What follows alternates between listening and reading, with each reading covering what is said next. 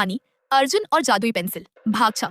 Dinosaur की दुनिया में फंसा अर्जुन। अर्जुन अब जादुई पेंसिल का इतना आदती हो गया था कि हर रोज कुछ न कुछ नया बना डालता।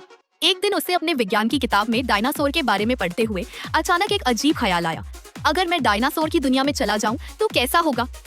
उसने झटपट अपनी जादुई पेंसिल उठाई और एक मोटे डायनासोर और उसके पीछे घने जंगल वाला एक बड़ा चित्र बना डाला। जैसे ही आखिरी लाइन खींची वैसी ही तेज रोशनी कमरे में फैली और अर्जुन आंख बंद करके गायब हो गया। अर्जुन डायनासोर की दुनिया में।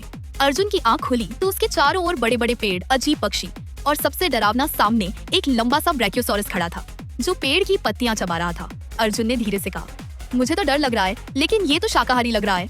तभी झाड़ियों में से जोर से दहाड़ सुनाई दी। ग्रो! अर्जुन ने मुड़कर देखा। एक खतरनाक टायरानोसॉरस रेक्स उसकी तरफ दौड़ रहा था। भाग दौड़ और चालाकी। अर्जुन ने दौड़ लगाई और अपने बैग से जादुई पेंसिल निकाली। दौड़ते दौड़ते उसने जमीन पर एक बड़े से पिंजरे का चित्र बनाया। पलक झपकते ही वो पिंजरा सचमुच सामने बन गया और टायरेक्स उसमें फंस गया।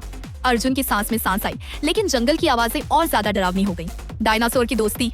थोड़ी देर बाद अर्जुन की मुलाकात एक छोटे पंखदार वेलोसिरैप्टर से हुई जो घायल था। अर्जुन ने उसके लिए एक दवा की बोतल और पट्टी जादुई पेंसिल से बना दी।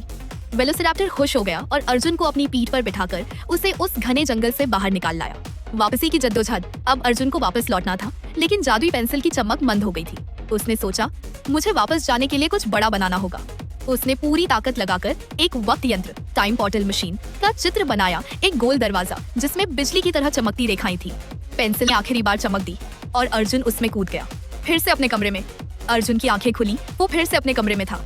पेंसिल अब शांत थी, लेकिन उसके चेहरे पर मुस्कान थी। आज सच में एडवेंचर हो गया, उसने खुद से कहा, लेकिन अब कुछ दिन ब्रेक लेना चाहिए। सीख। अर्जुन ने जाना कि जादू के साथ जिम्मेदारी भी आती है। दुनिया चाहे जितनी रोमांचक हो, सुरक्षा और समझदारी जरूरी है।